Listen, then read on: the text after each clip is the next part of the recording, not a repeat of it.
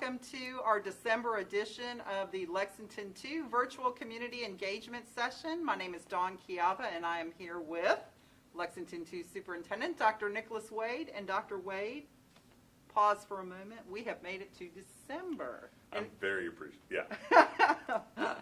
It's hard, Not quite halfway, but it feels like it enough. I know. I was going to say it's hard to believe, and then it's not hard to believe that the time has flown by, and here we are, days before the holiday break, and I know that schools are busy. I hope that you are enjoying some of the holiday programs and holiday donation drives that our schools are doing. I'm always impressed by the giving tradition that's here in our community. I mean, I have seen Casey Cares, even numbering one school, brought in nearly 1,000 cans, so I know thousands of cans, gloves, mittens, all kinds of stuff. So thanks out there for our families who I know support their kids through those drives and in helping the community. And let's also do the plug-in for our culinary arts students that if you liked all the sweets that were happening around Thanksgiving, they're doing it again. I will say the red velvet cinnamon rolls have really kind of caught my eye. The cookies are really good and great just to throw out if you need like a quick dessert or something to pair with punch. I mean, it's good stuff. And Thanksgiving was a hit, and so get in on December and make your holidays a little easier. I'm glad you mentioned that. That was great. So, and it's on our website. And it's on the website. And it's on our website. We get That's true. That's true. Thank you. And social media too. So, all right. No virtual community engagement session would be complete without the mention of COVID updates. So let me jump right in to the question. And thanks to those of you who have sent in questions for this session. We welcome questions for the superintendent before every monthly meeting that we have here, so we hope that you will send in what's on your mind. So our first writer writes, what are your thoughts about the Omicron variant? It is a variant. Dr. Wade. Yeah, it's a variant.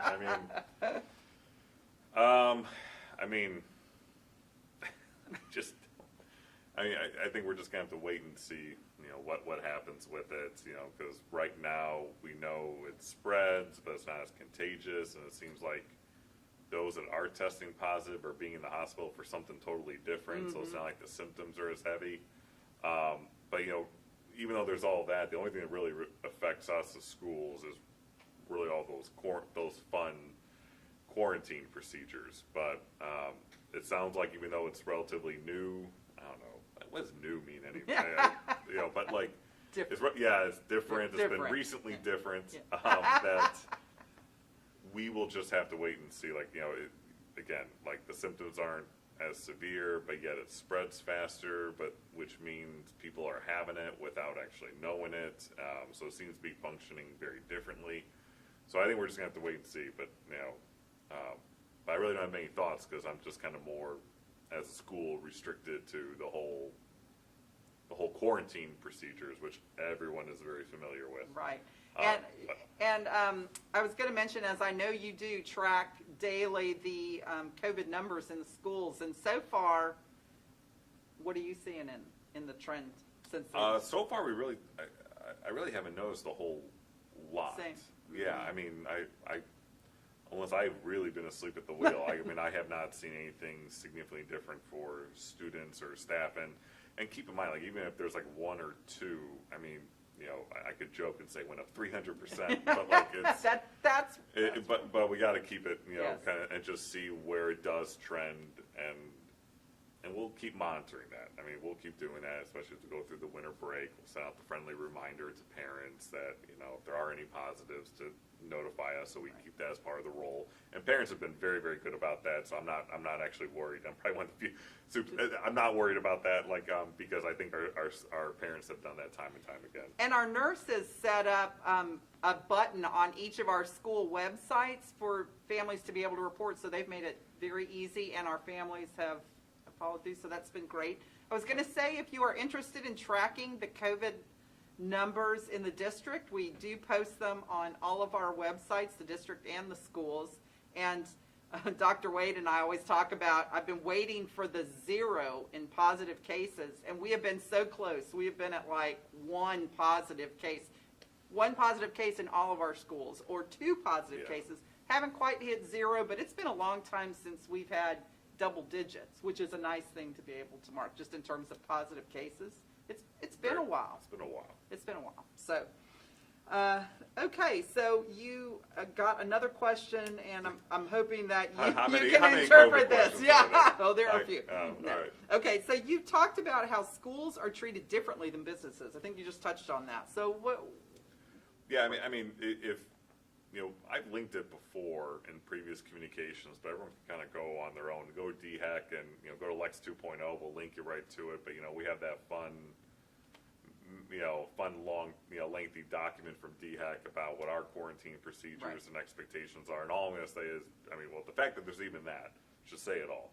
But feel free to go through it. And I think that's just the frustration is, how we could, we're supposed to learn how to live with COVID. But yet we're not being given any direction or the ease that when you go out in public, that you can see how many are adapting and everything else. So it's just like, we're almost living in 2 extraordinarily different worlds. And, and I know there'll be some that'll say, well, it's different. And I kind of get that. But at the same time, it's, again, I'm just going to go back. And I think when I was last talking about that, was I think it was at the November board meeting, and I was just saying, like, we got to know what this future looks like, because that's extraordinarily unclear, not just to me, to anyone in education about what that's actually going to look like. And, and if we know we have to live with it, it's about how can you live and prepare and adapt. So, like, let's say if there is a variant that's out there that's extraordinarily significant, contagious and worse and whatever, that you can respond to it, but at the same time, it's not we don't have to keep shutting down, because that's the biggest fear that I have is what happens if numbers skyrocket. I'm still bound by the quarantine procedures that have been outlined in that document. Nothing's really changed. So why? But the way it's designed, it's almost designed to just be an impediment to learning and operations as opposed to being a resource or an assist, if that makes sense.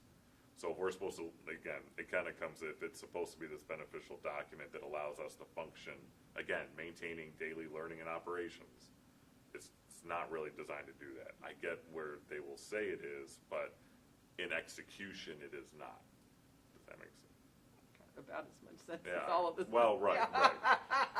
I think yes, I shared once. I always like to go back, even to March of 20 and look at all my memos to people and just look at how things have changed. Right? And really, they haven't changed. Like, in essence, like, as an English teacher, if I was just going to pull out main ideas, they haven't changed. We still don't have a whole lot, Anyways. That's a good, but that's a good that's a good way to frame it.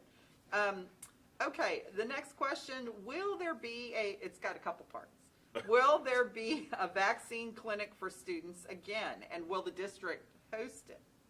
And if we're not, then why has it stopped? We don't have any planned.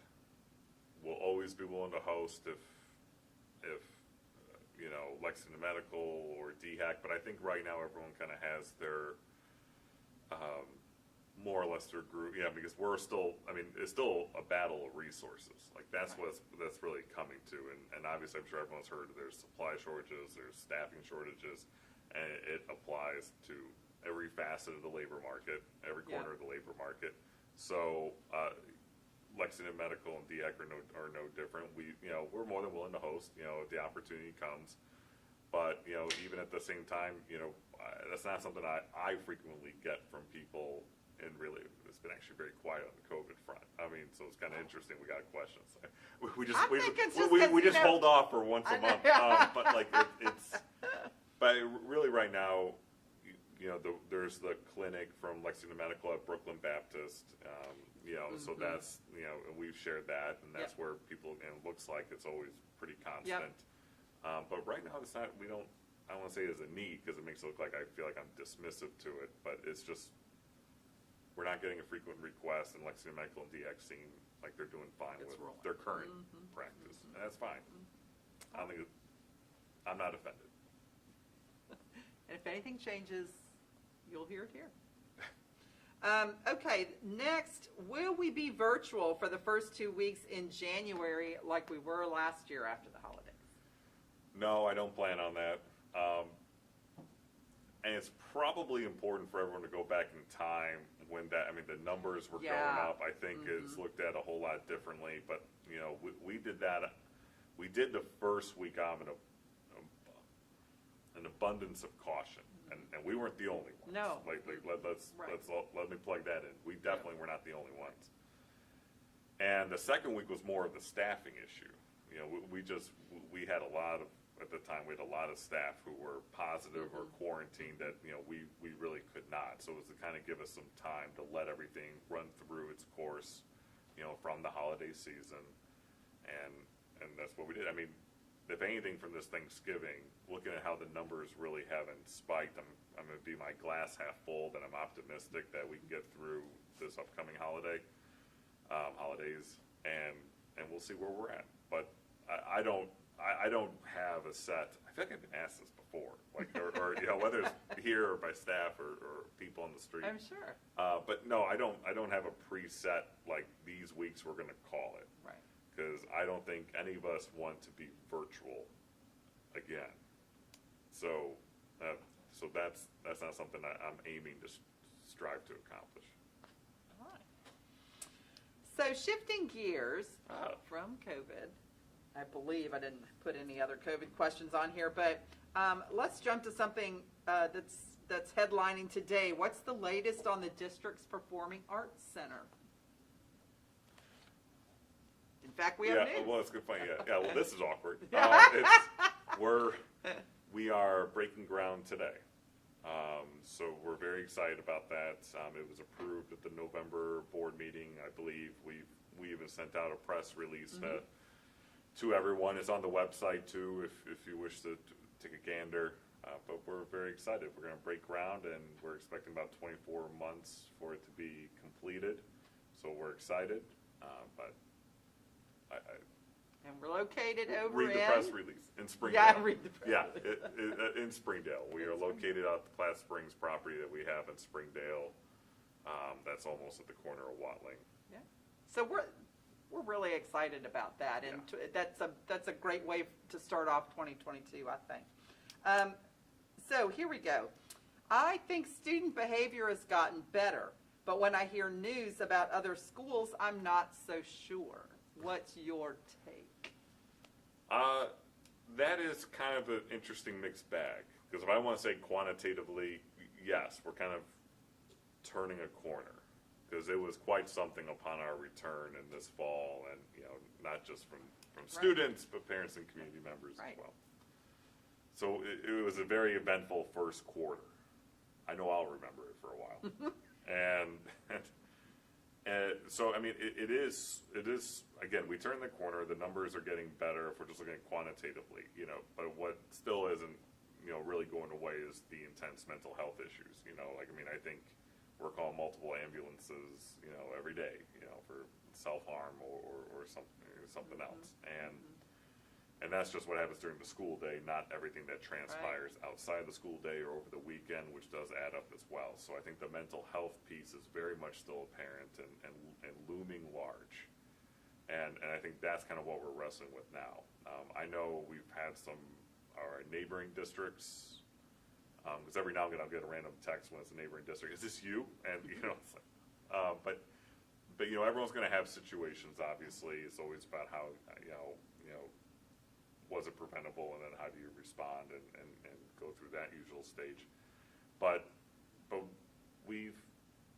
I know our neighbors have, and I think it's very important. I think it's very easy for people to kind of get wrapped up in what's in the news cycle, whether locally or even nationally. Right. And then immediately kind of, immediately attach that to your own respective district, which, it's a free country. Everyone's going to do what they want with that. But, really right now, I would say it's gotten better, as we have our situations that come up, and they always do. I'm not going to sit here and lie and say we don't have those situations, but I'll say, they're being handled, they're being addressed. We've really surpassed some interesting annual totals from, historically with where we're at right now. So, we are doing it. I think it's taken up a significant amount of our time. I think many people would say COVID has, and I don't think people believe me when I say I didn't deal with as much with COVID, and maybe the frustrations of other things that related to it, but student behavior, and again, parent and community member behavior, that's really eaten up a lot of our time, and I'm sure it may continue to do so, but I feel like, and especially in conversations with our exhausted staff and building administration, and I don't blame them. We have that feeling, and I think we're just kind of hoping it maintains. The holiday break is going to be good for everyone, and then we come back rocking and rolling even more so in January. That's the goal. So you touched a little bit, just for a quick update, on the mental health and social, emotional kinds of challenges. And I know we have rolled out a curriculum this year on the SEL kind of thing. Any updates on where we are with some of that? What it is it really helps. I mean, it's really about how, can you have empathy for others? Can you notice, can I notice that you're not having a good day, and what do I do as a good human being come and help you out, and as well as dealing with difficult situations, how do you respond appropriately, to those difficult situations we all find ourselves in. So it's really trying to give all these different tools and kind of build it. Knock on wood, it's going well. It's interesting because if anything, I get more requests, especially at the middle and high school levels, to have, like, for the lack of a better term, like a character education. I had mixed, I kind of have mixed feelings about that, especially with how it's labeled, because to me, that's not skills. That's like a finite expectation of kids. Does that make sense? Yes. Like, you should behave this way, and that's, I have mixed feelings on that. I get where they're going because of the student behavior problems that we've had and the issues of disrespect and insubordination, which again does not really just, it extends beyond our students to parents and community members.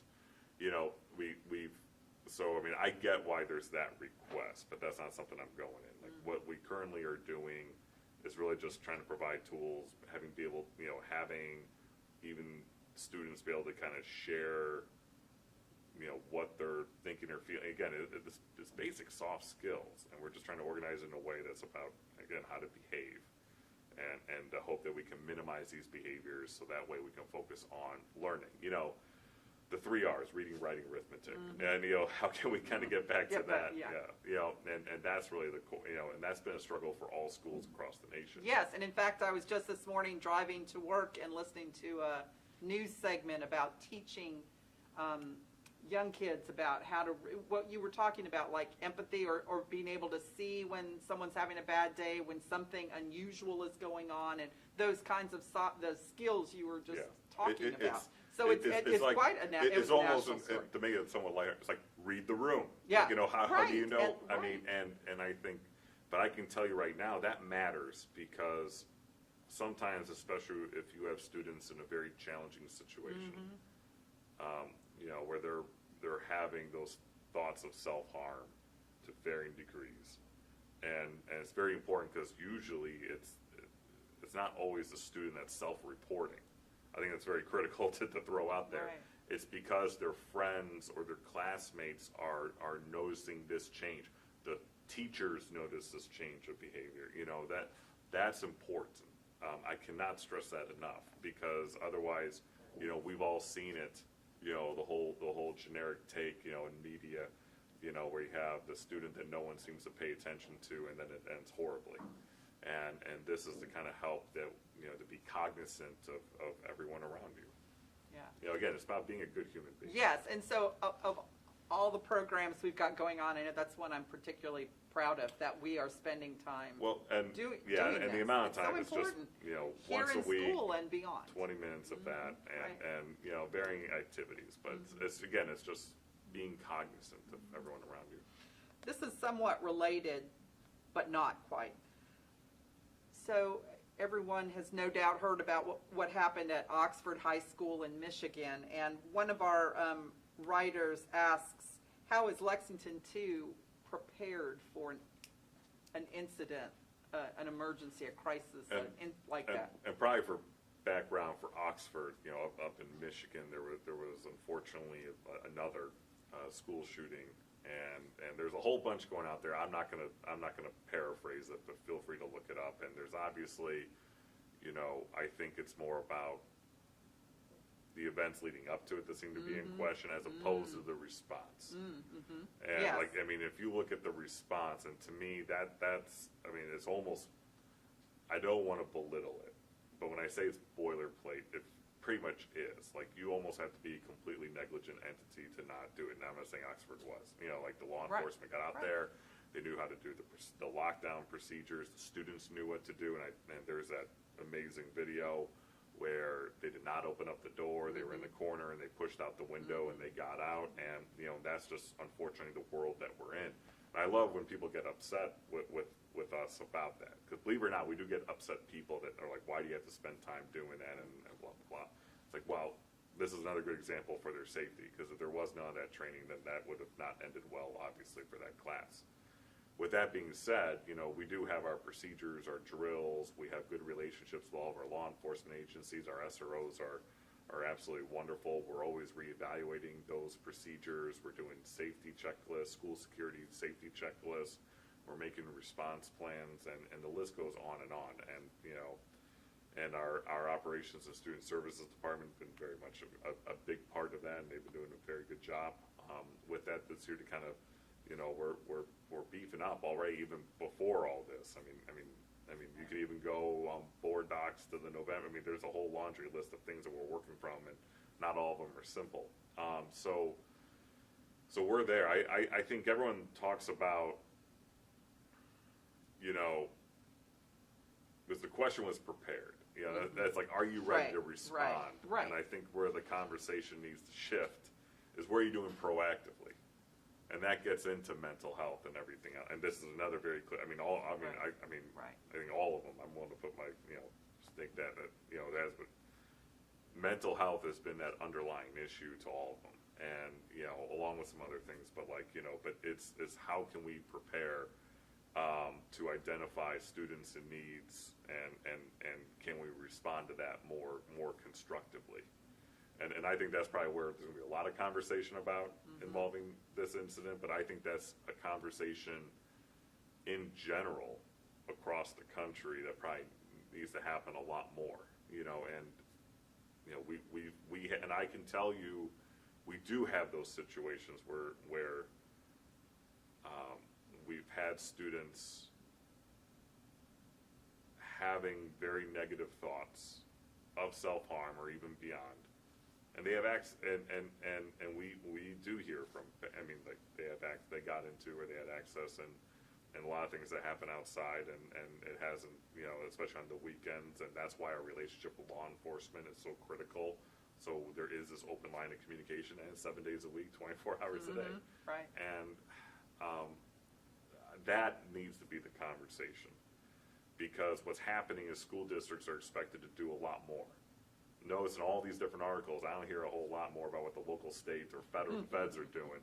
But what does the school do? Now it's on us. So we're supposed to do that with fewer resources, including not just money, but we're talking about, support programs, the personnel, and everything else. And as we mentioned earlier before, that the labor market is going through something right now.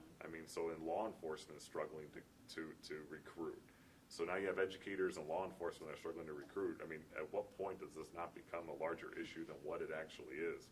Because you can see where it's trending. I'm kind of on a soapbox there, but I don't. But again, this is a frequent part of a conversation daily when we have issues with students or an event. We have to make sure there aren't threats and everything else. And I think people will be very surprised. And that's everywhere. I don't want to be like, no, that's everywhere. Oh, yeah. And if someone tells you differently, I challenge that strongly. Right. Sometimes we get questions from families about what can they be doing to help. And certainly one thing I think about is, you hear it a lot, if you see something, say something. It stretches from, if you see something in someone's backpack, to what you were just talking about, if someone's feeling down, or someone's talking about harming themselves, or anything like that. Does it make sense? Yeah. Teaching your kids to say something to an adult, or Yeah, somebody who can help. Yeah, and it's not, whether they speak to you. I mean, like, Right. and I encourage parents that if you're concerned, you need to share that. And sometimes parents will get concerned saying, well, then they're going to go after my kid. I mean, well, here's an alternative, or we can work through and see what's going on together. And just because you call us doesn't mean your Right. child's already in trouble. Right. That's not how it No. works. So I think we got to get through that barrier in general between parents and school, especially it seems like now. But I think that's, again, communication Yep. is a very key Yep. thing. And even though we've been focusing more on our own employees and law enforcement, parents are very much a part of that. And I think we saw in this situation, again, Google, but Yeah. that's critical.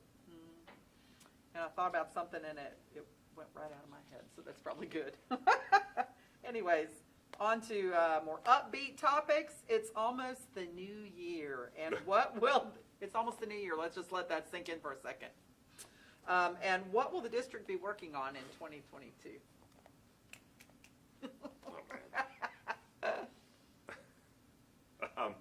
I'm trying to think of like what would be appealing to the average family. You know what I mean? Because if I say, "Oh, we're reviewing board," no one cares No, about board. but we're looking at your Yeah. schools Yeah. just for. I'm trying to think about. I mean, so I might be rattling off a whole bunch of nonsense, and only one of these things would be like, "Oh, that matters to me." I'd be like, "Yeah, you're probably right." If I was the parent, Yeah. that's the only thing I took away from your laundry list of things. The illusion of work. So I think. We're doing the board policy again. That hasn't been done in decades, so we're reviewing and updating that, and that's a fun, long process.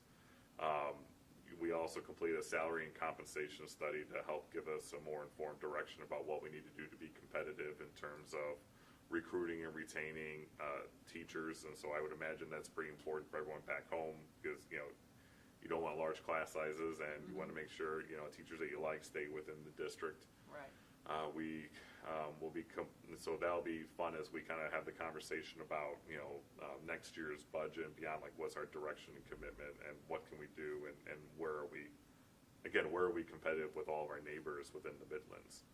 I think what I'm also excited about that a bit more is trying to, one of my goals is try and create like a little more of a solidified stipend structure for a lot of extracurricular activities across all grade levels. Because I really want to be able to expand upon the number of clubs and activities, or even intramurals that take place outside the school day.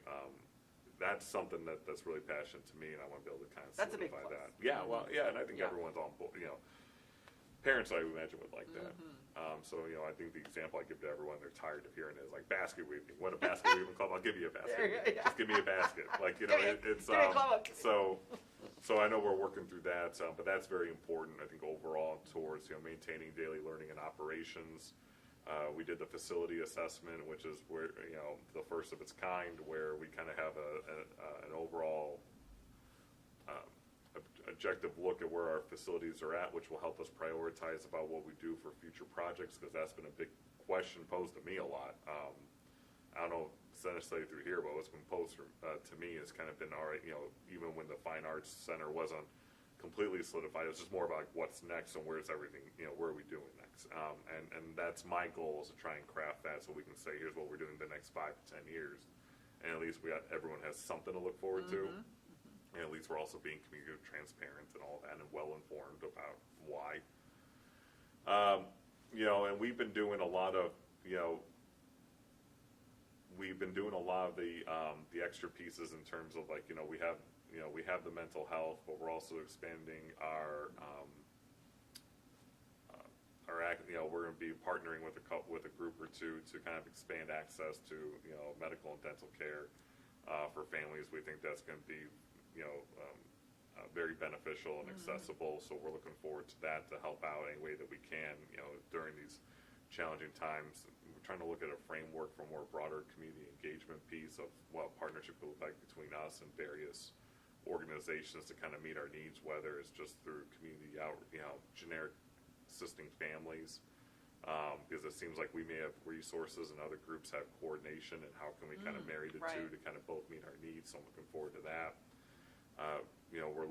I'm looking forward to, other things like, we've been doing all the various curriculum work, we're doing that with consistency and science because, we have the new science standards and the state has, that's already been adopted and the curriculum programs, and I'm kind of say we're really ahead of the pack on that, and I'm getting excited, and, we're looking at also expanding upon opportunities for our staff to get trained like in Project Lead the Way.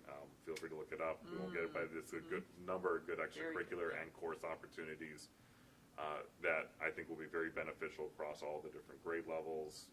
We're also going to be expanding upon courses for our staff that's been requested about not only instructional strategies of multilingual learners, but also our ESOL students, but also having other classes that actually it's like you're doing a Spanish 101 and work that up. So I'm getting excited about that. The Performing Arts Center we're going to be establishing, then with that being now breaking ground, we're going to have a committee that helps kind of guide us about what we need to do long term in terms of making fine arts programming available consistently across the district, but also what are the resources, material supports, whatever, for students and staff to kind of get that off the ground. So I'm excited where that can all potentially lead, and we're moving forward on a few things that will be announced. I think like we'll be giving updates to the board, whether it's about our overall response to bilingual ESOL education, standards-based grading, acceleration, all those things. But I don't want to get too far ahead. I just want to know what I firmly greenlit. And I don't have someone having having a heart attack in the district office going, that wasn't ready. And I'll just be like this. Sorry.